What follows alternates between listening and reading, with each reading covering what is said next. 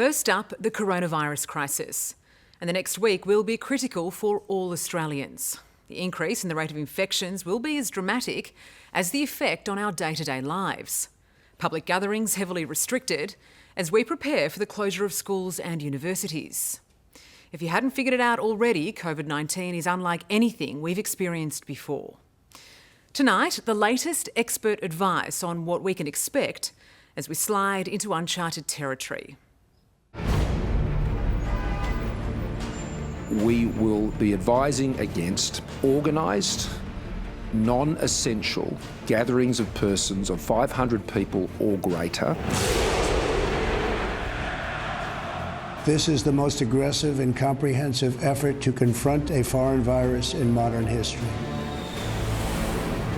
This is the worst public health crisis for a generation.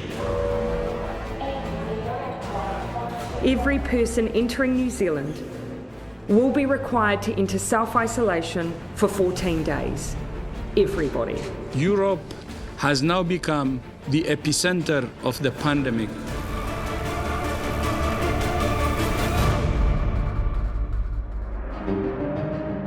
The world as we know it is changing.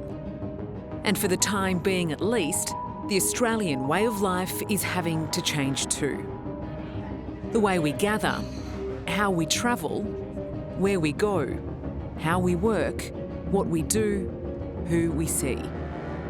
Like it or not, we're in the grip of contagion. The next days and weeks will be critical. We're dealing with by far the most serious threat to Australian public health and global public health in the last 100 years. And we're not taking the steps necessary at this stage to contain and control the virus. The virus is controlling us, and this must change. We will get through this.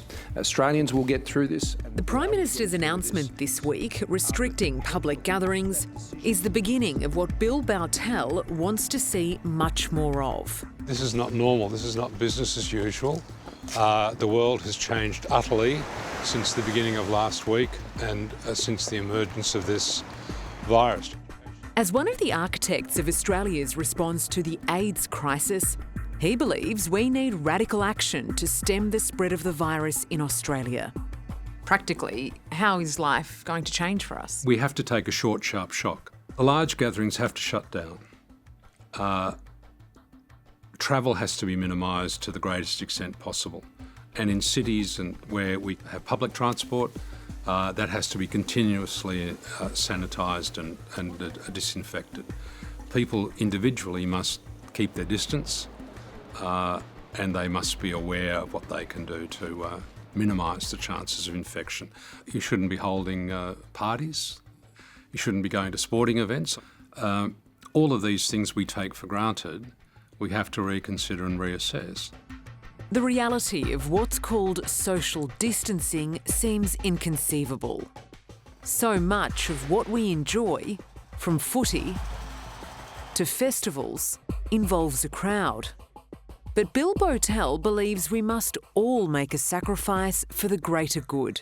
It's going to be a very big disruption for a time, an indeterminate time, till this rate of increase can be brought within manageable and containable bounds. How long do you think?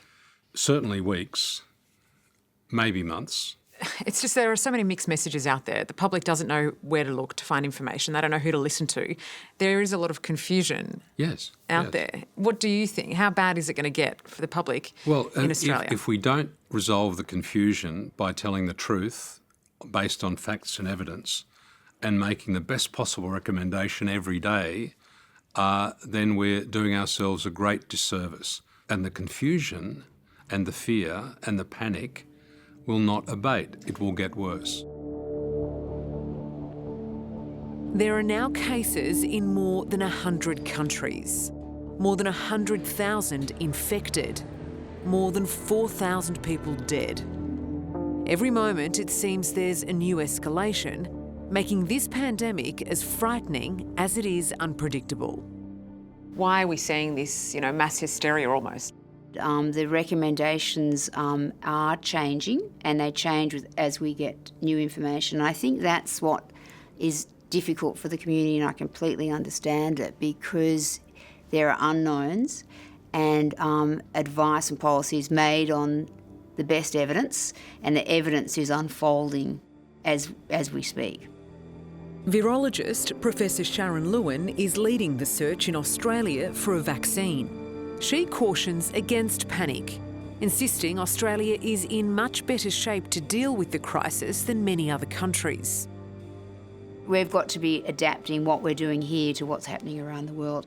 And we have to balance that with what is reasonable, because you know, if you really wanted no risk, you'd shut the borders down completely to everything. But, Well, isn't that what we should be doing?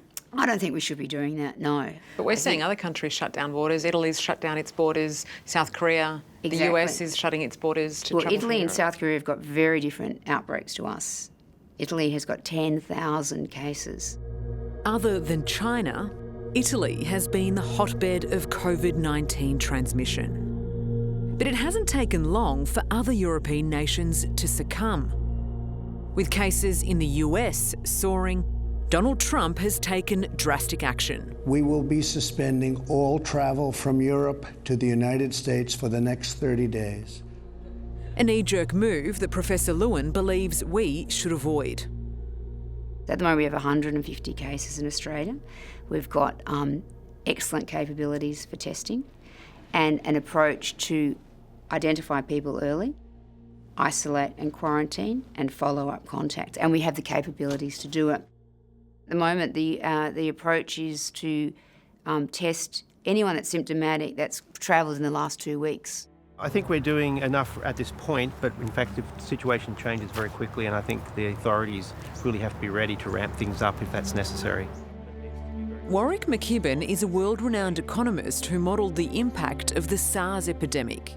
So it's about strong leadership right now. Strong leadership and clear messages. We need to have confidence that our leaders know what they're doing and that the processes are in place, so there's no need to panic. He views coronavirus as a much more insidious type of enemy than SARS. His research estimates it could kill 68 million people worldwide, up to 100,000 in Australia. What is having the biggest impact here? Is it the disease or is it the panic? It's the panic, and it's really up to the leaders in different countries to calm people down and point out that this is happening. You don't deny it, you explain it, and you explain the best ways to minimise the consequences. The economic toll is another big unknown. Markets have been in free fall. Recession is looming. In tackling the pandemic, the government faces a difficult balancing act. The question is, what should be the priority of the government? You could completely close the Australian economy tomorrow, and then that would be an enormous economic cost. A lot of hardship, a lot of jobs would be lost. If you did that, how many lives would you save? If you completely stop economic activity tomorrow, you know that the personal cost of that to so many people would be horrendous. Massive job loss, massive destruction of personal wealth, versus allowing the economy to be running unfettered without any intervention at all is going to lead to a substantial number of additional people dying. They're the two extremes. Neither of those two extremes, I think, is a good outcome. It's a tough choice for policymakers, but those choices have to be made at some point. And that's what this unprecedented outbreak means for us all. These are strange times, with tough choices and concessions. A change in the very way we live our lives. The question is, for how long? What do you fear the most right now?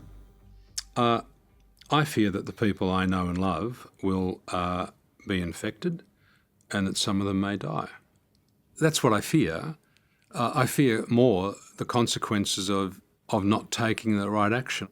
The answer is we must do very radical and bold things right away in the hope that we can preserve and come back to our way of life sooner rather than later. Hello, I'm Sarah Abo. Thanks for watching. To keep up with the latest from 60 Minutes Australia, make sure you subscribe to our channel. You can also download the 9Now app for full episodes and other exclusive 60 Minutes content.